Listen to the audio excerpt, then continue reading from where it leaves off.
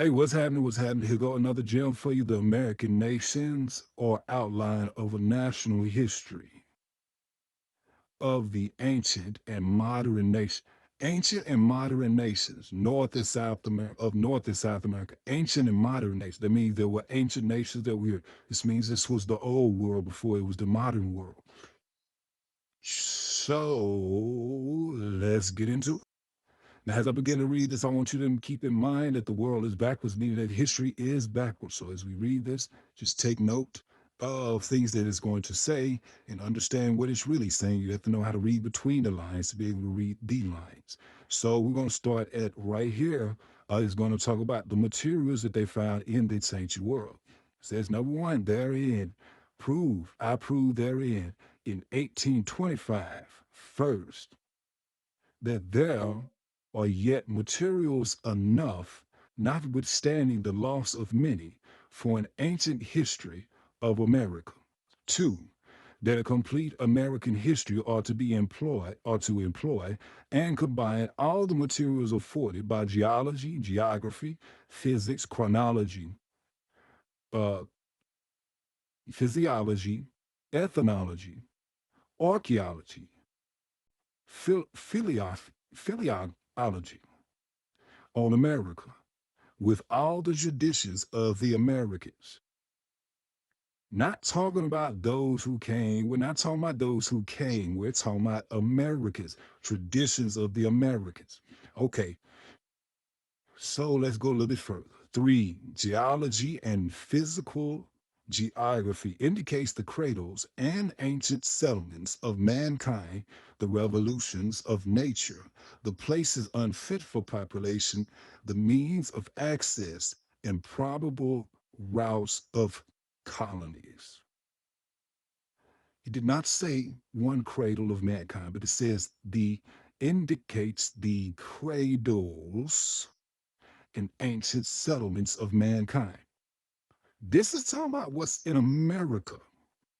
For America has an ancient geography previous to 1492, which ought to be restored. That means that there were structures, there were history, there was evidence that there was a whole civilization here, a complex civilization that was here. It says it should be restored. The coincidence of names of nations and tribes afford a comparative concordance indicating ancient connections or identity. So it's talking about the fact that you had cities already here and tribes that were already here that shared names of those that were in other lands. So we know today, we already know they are proving that much of the structures that we hear are older than those that date anywhere else. We have the most pyramids in this country than anywhere else. So if we have the most pyramids in this country, these two in this landmass known as North and South America, then that would mean that, and the fact that we have 600 of our fruits and vegetables that were transferred over into the new world, because that's the new world. That was the new world because they were starving. Their civilizations were about to crash until they started to import over 600 different types of vegetables and fruits from the Americas to the rest of the world, and their population began to go up. Okay, but that's neither here nor there, right? All right, so it says the ancient American population must have been derived from the nearest shores of Africa, Europe, and Asia, the points where all the indications and traditions tend, or the Antilles, near next Paria and Ghana in South America, Anin or Tolan and Alaska in the Northwest, with the Sukanagan, or what we would know as Greenland right now, to the Northeast. So they believe that people came from those places. This is the way they were given their history. that people came from those places and came here. But when you have structures and artifacts that are found here that are related to those or connected to those places, and these artifacts have a carbon date that date back further than those places, then what did that tell you? Hold on, let's go look. So we're at number 7. Forgive me for the top of that. It says that besought of the roots of their language, their conformity and analogies, and the number of similar sounds, roots, and words, which are susceptible of a mathematical calculation and referable to the theory of probabilities. 8. Many primitive nations in all parts of the world may thus be proved to have been akin or related. 9.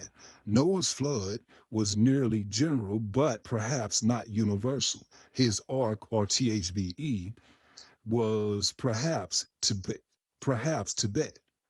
and his 3 sons or 3 nations saved there. 10.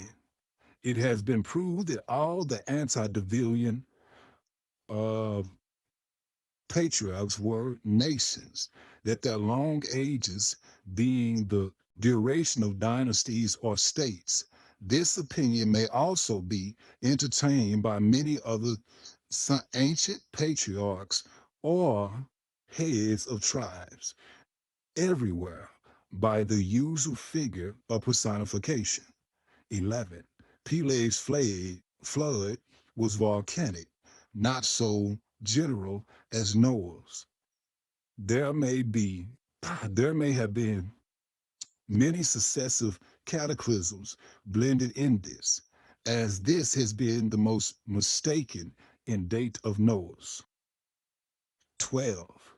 The cradle of the Toulons or Mexican nations must have been the Toulon of Asia, since Turan and Tartary, there are many places called Tula all over the earth, indicating settlements of Atlantis.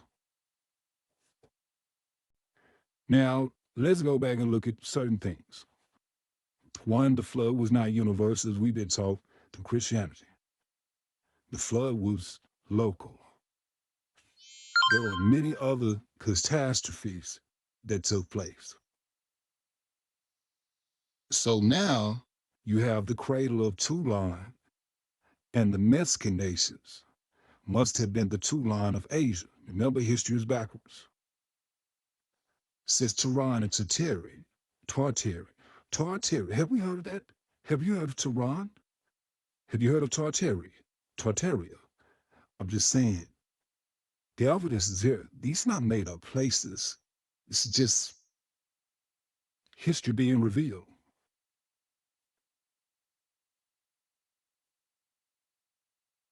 Watch this. It says the ancient chronology of America may be restored, several dates given, and a system proposed.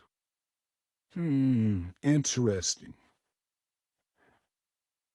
Go check this book out for yourself, man. It's very interesting reading it. You might find out some things, and it'll help you get closer to knowing exactly who you are. If you're an American, if you're an Aborigine. Just saying, it don't hurt to do the hard work for yourself, you know what I mean? You don't have to wait for all us. I'm just gonna give you a little bit. You gotta go do the rest of the digging yourself.